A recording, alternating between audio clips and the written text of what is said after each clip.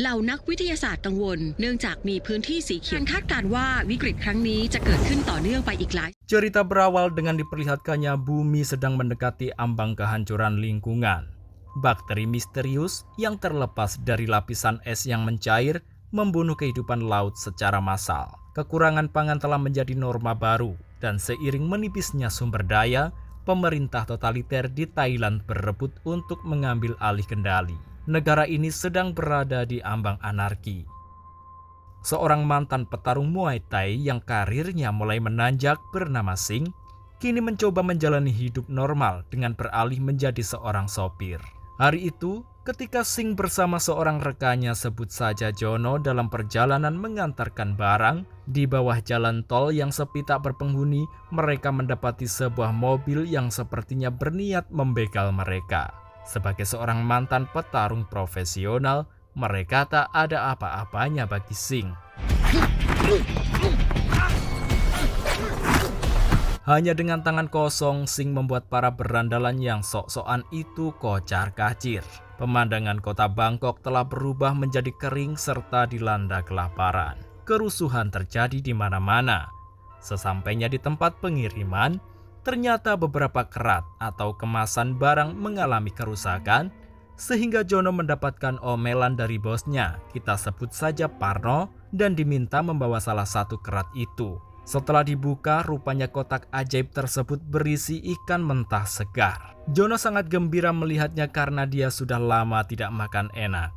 Sementara itu, si Parno diminta atasannya yang bernama Pak Vasu untuk menemui klien-kliennya dan memperkenalkan daging ikan-ikan berbentuk aneh. Vasu adalah seorang pendiri dan pemilik VS Corporation, yaitu perusahaan yang mengklaim telah menciptakan solusi untuk mengatasi kelaparan global, yaitu melalui produk berbasis ikan dan nutrien bars nutrisi. Jono berkata bahwa Pak Vasu telah berjasa dalam membantu rakyat Thailand dari kekurangan besar. Salah satunya yang paling terbaru, Pak Vasu membuat yang mustahil menjadi nyata. Parno menyampaikan pesan Pak Vasu pada klien-kliennya bahwa daging ikan tersebut aman dan memiliki kualitas tinggi yang pernah didapatkan untuk istrinya. Dicobalah daging ikan mentah itu oleh para konglomerat tersebut tanpa mengetahui seluk-beluknya. Namun tak lama setelah itu, Parno malah muntah-muntah darah serta tubuhnya kejang-kejang. Sementara itu, Singh mendatangi tempat tinggal kekasihnya yang bernama Rin. Mereka tidak bertemu setelah beberapa hari. Rin adalah seorang dokter muda di sebuah rumah sakit, dan malam itu dia akan berangkat kerja meninggalkan Singh di rumah. Bersama sahabatnya, Ming, yang selalu membawa anaknya yang bernama Budi, mereka dijemput dengan sebuah mobil. Rumah sakit yang selalu dipenuhi manusia-manusia dengan berbagai jenis penyakit, Rin bekerja sangat keras. Kebetulan malam itu dia mendapatkan jadwal operasi. Tetapi belum sempat masuk ke ruangan, Rin dihampiri oleh sang direktur yang mengajaknya ke lantai 10 karena ada kepentingan yang mengancam rumah sakit jika Rin tidak mengikutinya. Sebelum ke tempat tujuan, Rin melihat Parno yang kejang-kejang dan berlumuran darah dibawa ke rumah sakit itu akibat keracunan ikan tadi. Setelah dibius dan dironsen, bakteri jahat bersarang di paru-paru pria berkepala pelontos itu. Sementara itu, Rin rupanya dibawa ke ruangan khusus, di mana di sana ada istri Pak Vasu yang sekarat sedang mendapatkan perawatan intensif. Pak Vasu ingin meminta saran tentang hati ikan yang dia yakini dapat memperbaiki kondisi istrinya. Selain itu, dia begitu yakin karena pangan yang dia produksi itu telah menghidupi rakyat di seluruh negeri. Dia memaksa ingin memberikannya pada sang istri karena dia tidak mau terus-menerus melihat istrinya mendapatkan transfusi darah. Kembali ke Parno. Setelah ditangani oleh para tenaga medis, kejadian aneh dia alami. Bukannya membaik, Parno malah berubah menjadi aneh, lalu menyerang salah satu perawat yang ada di dekatnya. Melihat orang-orang berlarian, Rin yang baru saja keluar dari kamar Pak Vasu berusaha melihat apa yang terjadi. Ternyata Parno telah mengganas. Dia berubah jadi zombie yang siap menyantap dan menjangkiti para manusia yang ada di hadapannya. Singh yang masih berada di tempat tinggal sang pacar mendadak dikejutkan suara pengumuman dari Toa bahwa telah terjadi kekacauan di rumah sakit Prachamit yang tak lain adalah tempat bekerja Rin. Tanpa pikir panjang, Sing langsung tancap gas meskipun pada pengumuman itu telah melarang siapapun untuk mendekat. Alhasil, sesampainya di sana bukan cuma Sing saja, banyak para keluarga pasien yang dihadang oleh beberapa anggota yang melarang mereka masuk. Tiba-tiba seekor manusia wanita yang terinfeksi virus jatuh dari ketinggian. Ketika seorang polisi mendekatinya, dia harus merelakan secuil daging di pundaknya menjadi santapan wanita yang telah berubah jadi monster tersebut. Di tengah-tengah kerusuhan yang mulai tegang, anggota polisi memberi peringatan akan menembak siapapun yang berani memasuki rumah sakit. Tetapi peringatan itu tak diindahkan oleh Sing. Dia tetap nekat menerobos kerumunan orang-orang yang dalam kepanikan demi menyelamatkan sang kekasih. Sementara itu Rin sendiri berhasil berlindung di sebuah ruangan bersama direktur yang terluka parah dan mungkin saja akan berubah juga. Benar saja, baru saja ditinggal Rin beberapa detik mengintip keadaan di luar, direktur itu telah menjadi zombie lalu mencoba menyerang Rin.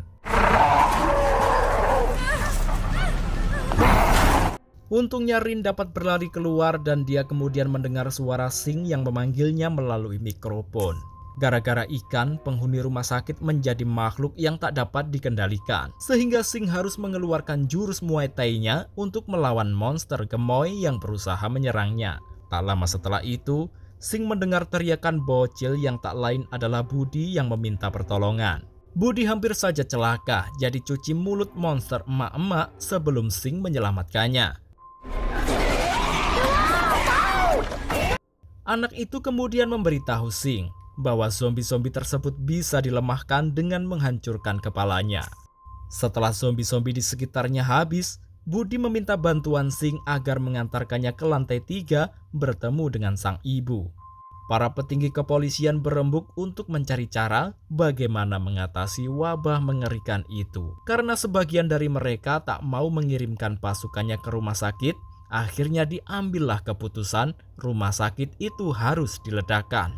Dipasanglah bahan peledak sesuai perintah komandan di beberapa titik bangunan berwabah itu demi menyelamatkan jutaan rakyat Thailand lainnya agar tak turut terinfeksi. Sementara itu Rin harus berjuang seorang diri.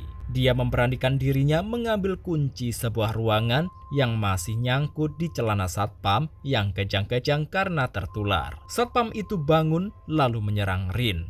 Beruntung, Rin dapat mengambil kunci itu dan berhasil masuk ke ruang kontrol CCTV. Dia berniat melihat di mana keberadaan Sing dari rekaman CCTV rumah sakit itu. Sayangnya dia tak dapat menemukannya di monitor. Sing sendiri akhirnya menemukan ruangan Ibu Budi. Sayangnya setelah melihat tugas kerja di papan, ternyata Rin dan Ming berada di lantai 5. Sehingga Sing dan Budi harus berpetualang kembali. Singkat cerita, sampailah Sing di lantai 5 dan berhasil menemukan ibunya Budi. Sayangnya, Ming juga sudah tergigit. Dia kemudian memberitahu Sing bahwa Rin berada di lantai 10. Merasa hidupnya tidak akan lama, Ming menitipkan Budi pada Sing. Budi menolak dan berontak ingin terus bersama sang ibu. Tapi itu tidak mungkin, sehingga Sing terpaksa menggendong bocah tersebut. Bahkan Budi menggigit tangan Sing biar bisa bertemu sang ibu lagi. Sayangnya, sang ibu telah berubah, sehingga dengan berat hati Budi harus rela dan pergi bersama Sing. Sedangkan Rin nekat pergi ke ruangan Vasu untuk meminta pertolongan. Di sana Vasu meminta agar Rin tetap tenang karena akan ada yang datang menolong mereka. Sebagai orang yang berperan besar dalam menyediakan solusi pangan nasional, tentu keselamatan Vasu dan istrinya diprioritaskan. Tapi sebelumnya, Vasu meminta tolong pada Rin agar mengambilkan darah untuk istrinya. Rin tak bisa menolak, apalagi Vasu berjanji akan membawanya keluar dari sana. Setelah Sing sampai di lantai 10, ternyata pintunya terkunci. Tak ada pilihan lain selain membobol pintu tersebut. Waktu menunjukkan 30 menit lagi rumah sakit akan hancur. Petugas yang diperintahkan untuk menyelamatkan Vasu pun sudah datang dengan helikopter. Sedangkan Rin masih harus berjuang untuk mengambil darah di antara para zombie yang berkeliaran bukannya pada tidur. Sing lalu tanpa sengaja menemukan kalung milik Rin terjatuh di lantai. Itu adalah petunjuk bahwa dia juga telah menemukan Rin, sehingga Sing memancing para Jojom agar tak menyerangnya yang berada di ruangan darah. Pertarungan sengit antara Sing dan para monster begitu menegangkan. Tidak hanya itu, Rin sendiri juga harus main kejar-kejaran dengan zombie gembul. Beruntung sekali ada Budi yang bisa menerobos masuk, lalu menyemprot zombie gembul itu dengan pemadam api. Sing kemudian menyusul dan menggebrak pala si gembul itu hingga mampu. Akhirnya, Sing bisa bertemu dengan Rin kembali. Sementara itu, Fasu dan istrinya segera dievakuasi. Tapi sebelum melangkah jauh, Fasu mendapatkan informasi bahwa tenaga medis yang dikirim telah tewas. Sehingga dia meminta agar mereka membawa Rin saja. Rin mengira mereka benar-benar akan menolongnya. Tapi ternyata mereka menembak pundak Sing dan menyeret Rin dengan paksa. Sing yang mulai melemah berusaha disadarkan oleh Budi dan kemudian dia kembali bangkit melawan komplotan aparat yang tak bermoral. Dengan sisa kekuatannya, Sing bertarung menghadapi satu polisi yang terbilang cukup kuat, sebut saja Rinso. Polisi berjenggot seperti kambing jantan itu hampir saja mematahkan leher Sing, tapi dia digagalkan oleh Jojom yang tiba-tiba menyerangnya. Perseteruan kembali berlanjut hingga kemenangan dapat diraih oleh Sing meskipun dia harus hampir kehilangan kesadaran. Sementara si Rinso menjadi santapan si Jojom dan dipastikan akan tertular. Rin yang lolos dari Fasu kemudian menyeret tubuh Sing membawanya ke tempat yang lebih aman untuk diobati. Detik demi detik berjalan hingga waktu menunjukkan bom akan segera meledak 14 menit lagi. Sing menguatkan diri untuk bertanggung jawab atas keselamatan Rin dan juga Budi. Setelah berhasil membakar si Rinso yang telah berubah, mereka harus berjuang melawan para monster yang lapar akan daging-daging segar. Akibat kebakaran itu, membuat pipa-pipa pemadam menyemprotkan air ke seluruh penjuru rumah sakit. Namun anehnya, di saat tersiram air, para zombie yang telah mati ternyata bangkit kembali dengan kondisi yang lebih ganas. Mulutnya melebar berubah seperti mulut ikan penyebar virus. Di perjalanan lorong rumah sakit, Rin menghampiri Fasu yang begitu gembira setelah melihat istrinya bergerak karena tersiram air.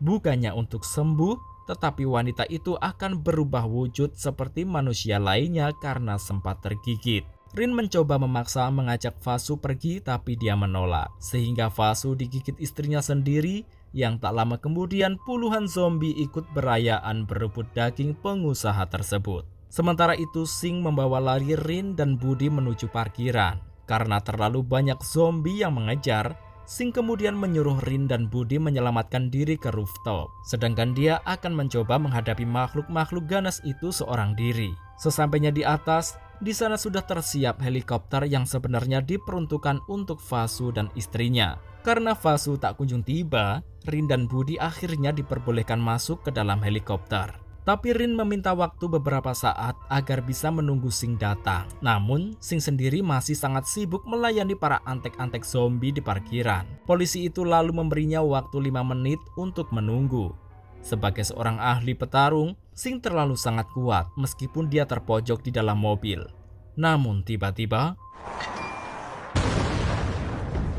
mobil itu meledak mengocar-ngacirkan tubuh para zombie. Anehnya, tidak dengan tubuh Sing. Dia masih selamat, lalu pergi menyusul Rin sebelum komplotan zombie kembali menyerangnya di waktu yang semakin menipis. Tapi sayangnya setelah Sing berhasil keluar dari gedung, helikopter itu tak mau turun dan menyingkir meninggalkan Sing yang di belakangnya sudah banyak monster bersiap mengejarnya. Dengan derai air mata, Sing harus merelakan kepergian Rin. Matahari mulai terbit, para zombie berhasil membobol pintu lalu berduel dengan Sing. Waktu telah habis.